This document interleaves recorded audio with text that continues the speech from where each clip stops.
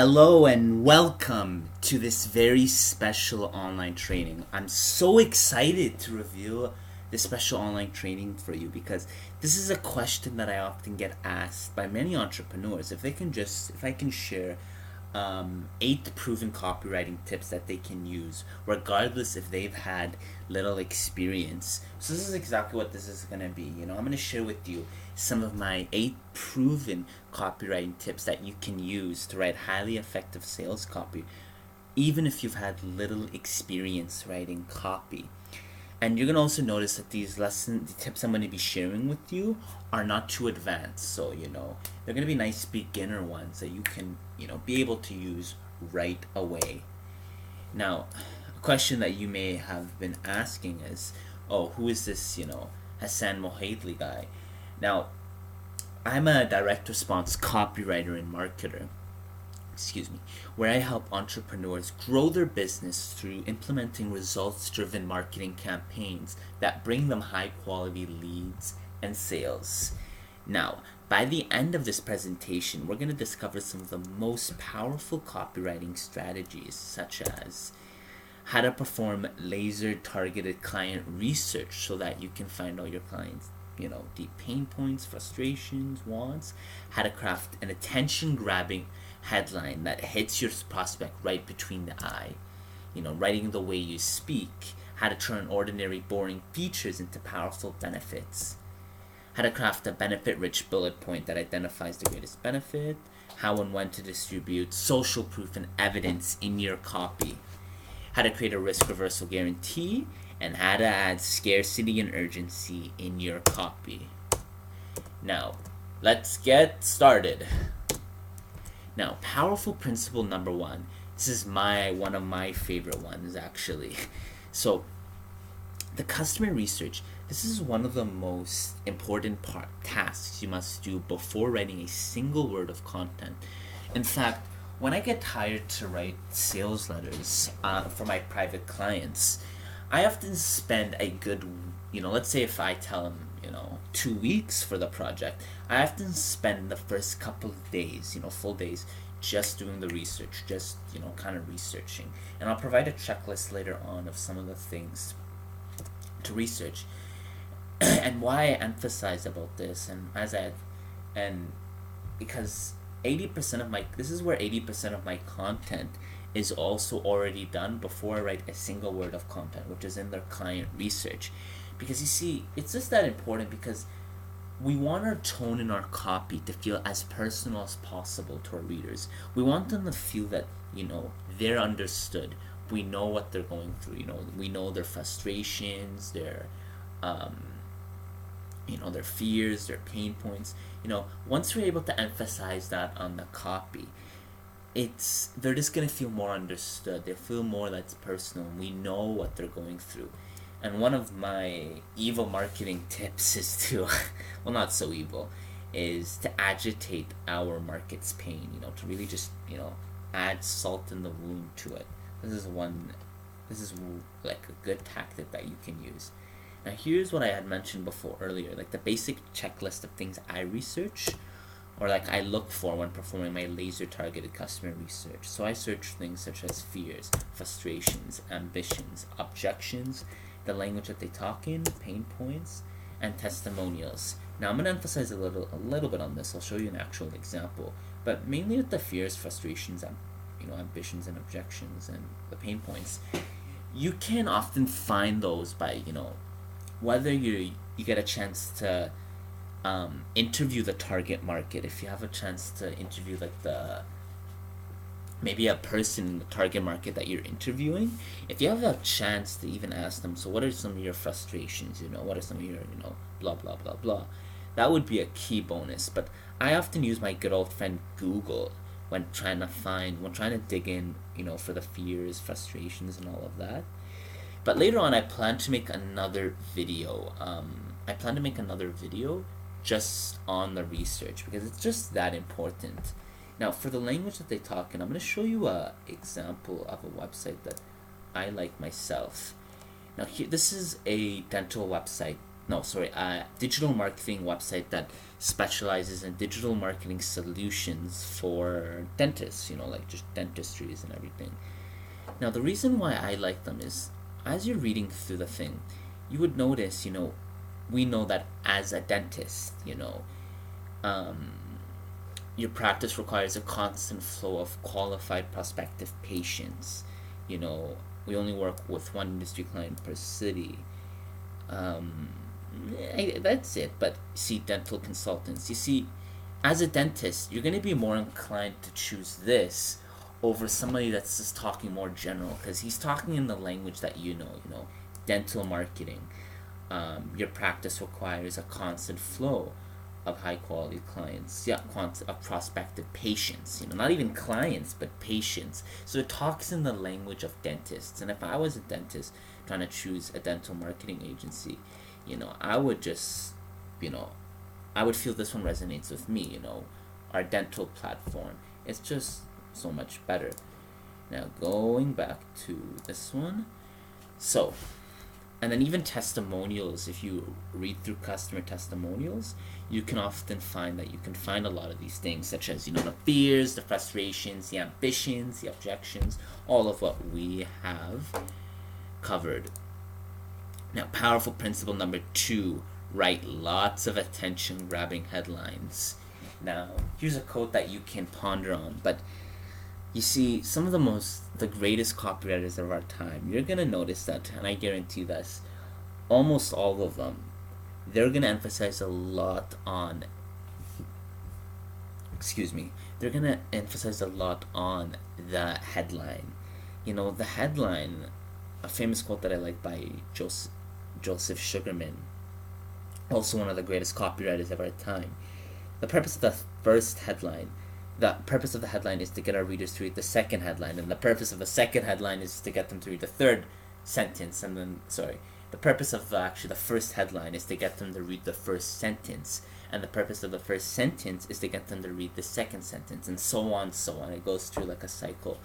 But it's just that important because really, like, the headline, it's going to determine if our readers are going to read your ad copy or not. Because, if they just see a headline that doesn't, float their interest, doesn't really trigger action, spark curiosity, or build attention, they're just going to ignore reading your ad copy.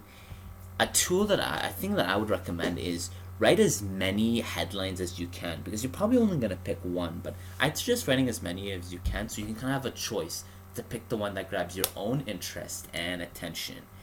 And when deciding on a headline, decide which one would be most likely to stop you if you were turning the pages of a magazine or a newspaper and you were not interested in the advertising at all.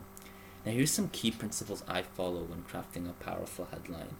I suggest in my headline a quick and easy way for the reader to get something that they want.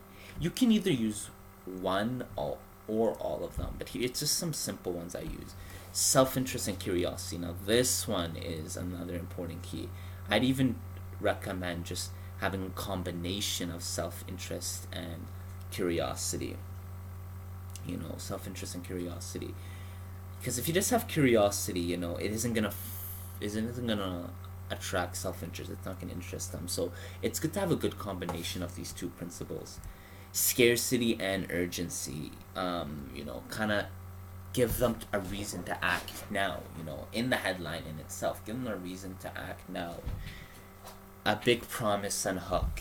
This is another important one because we want to grab their attention early on in the headline and compel them, give them a reason to read through the rest of the body copy. Now, once again, with the headline, I'm probably gonna do another video just on that, because once again, the headlines are really important. Now, I'm gonna give you some templates that you can follow when writing a effective headline. So this is what I call RBF: results, benefit, focus. How to get result quickly without risk. For example, how to lose 15 pounds of body fat in 20 days without any tortured diets or hard exercise. So whatever whatever your thing is, whatever your product and service is, you just put the result they get, how quickly they get it, and without risk. So right away, you see it attracts curiosity and self-interest. 15 pounds of body fat, 20 days, any without torture diets or hard exercise. Here's the pain focus headline: how to eliminate specific pain without more pain. How to heal yourself from a nasty cold naturally without taking over-the-counter medication or seeing a doctor. And the reason why this is so key, when we think about seeing a doctor, we're gonna have to wait in the office. You have to wait like 30 minutes just for your appointment. But then when you go to the, what is it called, like the meeting room, like the doctor's room, you gotta wait more. So right away, this is already suggesting that we save time. We don't have to take the over-the-counter medication, and the whole issue with those type of medications. So right away, once again, a results-driven headline. Powerful principle number 3: writing the way you would speak. You see, one of the biggest problems I see with sales letters, or copy in general, is that a lot of it is focused on me, as if you're talking down on the reader. And the reason why I emphasize this is we want to have a personal tone. We want to kind of write in a way that we're talking face to face with our prospect. As if we're kind of sitting in a coffee shop together, and I'm kind of talking to him face to face, because most likely, when writing copy, we're probably talking to someone who's alone. We're not talking to a group, like a massive group of people. So it's just important to always, writing in a way that you would speak. Writing as if you were alone with the person. And something I would emphasize is using the word you. You want to use the word you a lot. You.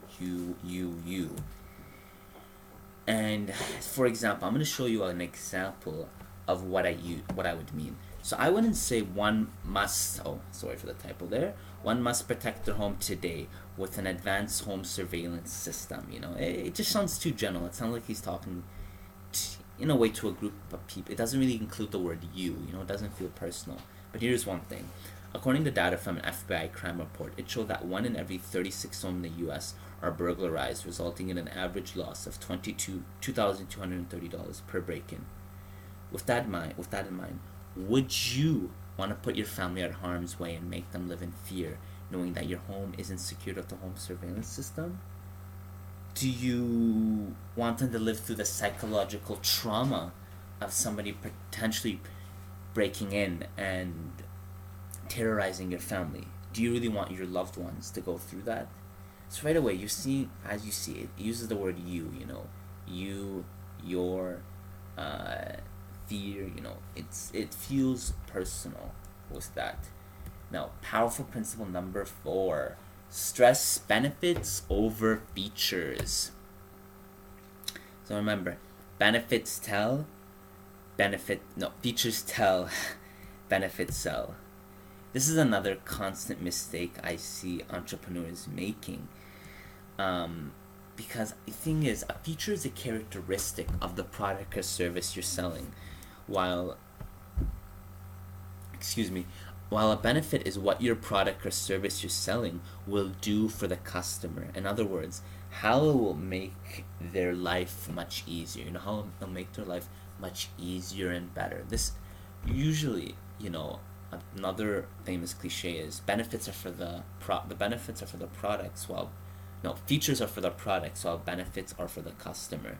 And if you just state features of what your product or service does for the customer, while not describing the outcome you'll receive, you'll just have another boring, section or sales page that your readers, it's not gonna float their interest or something. Now here's some examples. So here's a feature: 24-hour customer service.